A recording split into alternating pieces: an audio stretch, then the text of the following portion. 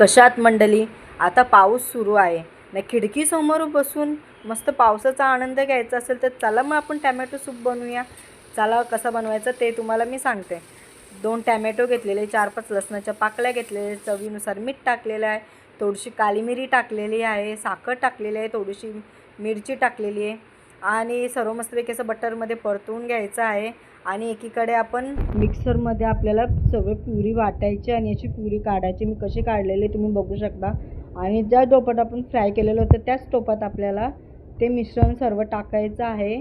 आणि इथे आपण कॉर्नफ्लॉवर घेतलेलं आहे, कारण की थिकनेस वाढण्यासाठी, एकदम जाड घट्ट होण्यासाठी आपण कॉर्नफ्लॉवर एक अर्धा चमचा घेतलेला आहे. तुम्ही बघू शकता मी त्याच्यात टाकलेला आहे. आणि मस्तपैकी अशी उकळी येऊन द्यायची आहे आणि आपला मस्त टॅमॅटो सूप रेडी आहे.